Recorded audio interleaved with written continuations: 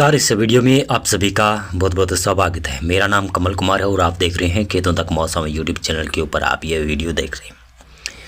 इस वीडियो में मैं बात करने वाला हूं कि समूचे भारत के ऊपर मौसम कैसा रहने की संभावना है और ज़्यादा मेरा फोकस दक्षिणी भारत की तरफ ही रहने की रहेगा। संभावना क्या कह रहा हूँ, रहेगा, क्योंकि यहीं पर बरसात की संभावना रहेगी और बंगाल की खाड़ी में बनने वाला है चक्रवाती तूफान। उसका थोड़ा सा समय ऊपर नीचे हो रहा है, यानी 1-2 दिन ऊपर नीचे हो रहा है, लेकिन वो बनेगा पक्का लग रहा है। और उत्तर भारत में क्या पश्चिमी विक्षोभ आएगा, इसके बारे में भी थोड़ी सी जानकारी दे दूंगा, लेकिन अभी संभावनाएं नहीं नज़र आ रही है। संभावना है कि उत्तर भारत में, अभी भी जानकारी दे देता हूँ उत्तर भारत के लिए मौसम की। तो संभावना ये है कि पश्चिमी विक्षोभ के बारे में मैं बता रहा हूँ। तो पश्चिमी विक्षोभ 3 या फिर 4 दिसंबर के आसपास आ सकता है। हो सकता है 5 दिसंबर को भी आए, 6 दिसंबर को भी आए। इन दिनों में पश्चिमी विक्षोभ के आने की संभावना है और इसका असर शायद मैदानों में भी पड़ेगा, कुछ पहाड़ी इलाकों पर भी पड़ने की संभावना है, जिससे सीजन की पहली मावट उत्तर भारत के मैदानी इलाकों पर दर्ज की जा सकती है। हाँ, इससे पहले क्या हो रहा है, अब तापमान गिरेगा 1-2 डिग्री, धीरे धीरे तापमान में गिरावट होने की संभावना है। जो टेम्परेचर पिछले दिनों में बढ़े थे, पंजाब, हरियाणा, राजस्थान, गुजरात नहीं, दिल्ली, उत्तर प्रदेश और मध्य प्रदेश के उत्तरी इलाकों में जो तापमान में बढ़ोतरी दर्ज की गई थी, अब वो तापमान धीरे धीरे गिरेंगे। दिन का टेम्परेचर भी गिरेगा और रात्रि का भी टेम्परेचर गिरेगा।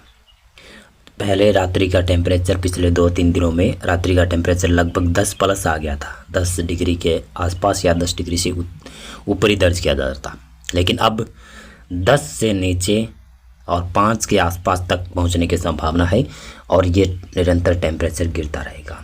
जब पश्चिमी विक्षोभ आएगा तब थोड़ा सा तापमान बढ़ेगा उत्तर भारत में और कुछ ओस की बूंदें भी दिखाई दे रही है, कुछ धुंध भी धीरे धीरे छाने लगेगी, जो किसानों को फ़ायदा करेगी। मध्य भारत में कोई ज़्यादा मौसम में फेरबदल नहीं है, सामान्य मौसम रहने की संभावना है। दक्षिणी भारत में फिर भी बरसात की संभावना है। केरल, तमिलनाडु, दक्षिणी कर्नाटक, रायलसीमा, आंध्र प्रदेश, इन क्षेत्रों में बरसात की संभावना है और अंडमान और लक्षद्वीप में भी बरसात की संभावना है। पूर्वोत्तर राज्यों के उत्तर पूर्वी इलाकों में, जिसमें अरुणाचल प्रदेश का भी उत्तर पूर्वी इलाका है ना, वहाँ पर बरसात की संभावना बनेगी। 24 नवंबर को संभावना ये है। इसमें आप देख सकते हैं स्पष्ट रूप से दक्षिणी भारत में ही बरसात की संभावना है, बाकी इलाकों पर संभावना नहीं है। अंडमान और निकोबार में भी दक्षिणी भागों में बरसात है। लक्षद्वीप में सभी इलाकों में बरसात की संभावना है। 25 नवंबर को अंडमान और निकोबार द्वीप समूह के दक्षिणी भागों में बहुत भारी बरसात होना शुरू हो जाएगी और 26 नवंबर को लगभग सिस्टम चक्रवाती तूफान बन सकता है, बन जाए 27 को भी, लेकिन बनने की संभावना है। और ये 27 नवंबर को संभावना ये रहेगी और 28 नवंबर को भी देख सकते हैं। चक्रवाती तूफान का ट्रैक भी साथ साथ में आप देखते जाइएगा, कहाँ से शुरू हो रहा है और कहाँ तक जाएगा। 29 नवंबर को संभावना ये है। 29 नवंबर को लगभग ये चक्रवाती तूफान जो बनेगा ना, वो बंगाल की खाड़ी के मध्य इलाकों की तरफ आ जाएगा। और इसी के साथ साथ में 30 नवंबर को संभावना ये रही और 30 नवंबर के बाद में 1 दिसंबर 2025 का पूर्वानुमान देखें तो इसमें दर्शाया गया है कि ये साइक्लोन अपना रास्ता बदलेगा। पहले तो ये साइक्लोन जब बनेगा, जब ये विशेष तौर से मैं आपको इस तरीके से जानकारी दे देता हूँ। मान लो ये यहाँ पर अंडमान और निकोबार है, मान लो ये अभी तो यहाँ पर है, यहाँ पर मैं लाइन नहीं खींच पा रहा हूँ, लेकिन मान लो यहाँ पर अंडमान और निकोबार है और ये अंडमान और निकोबार द्वीप समूह के दक्षिणी इलाकों से साइक्लोन बनता बनता ये सिस्टम इस प्रकार से होता हुआ, ये देखें, इस प्रकार से जाएगा, म्यांमार की तरफ जा सकता है।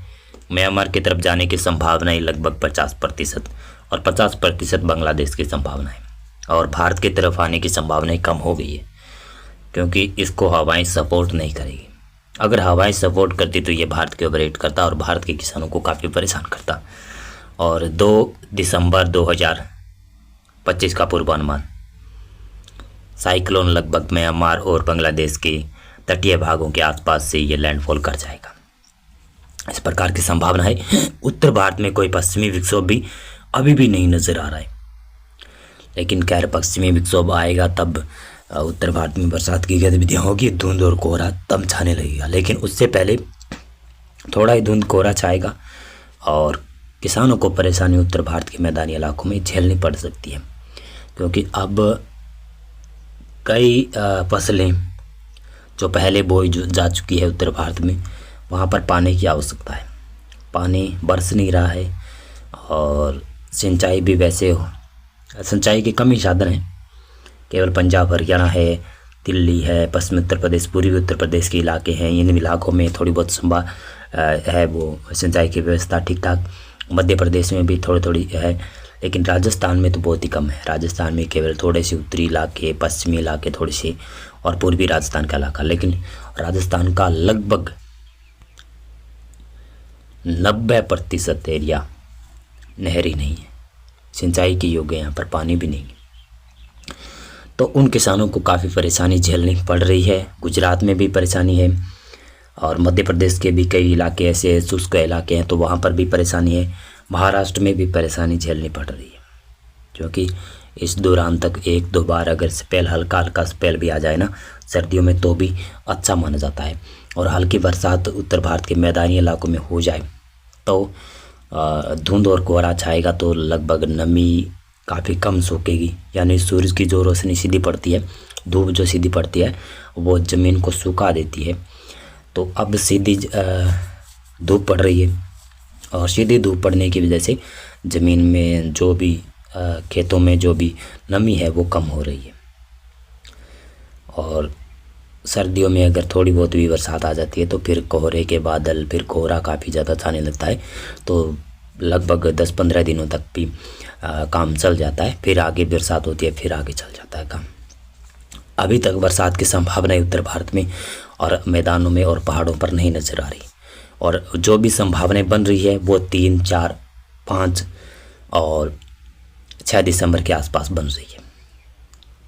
बहुत बहुत धन्यवाद आपका पूरा वीडियो देखने के लिए।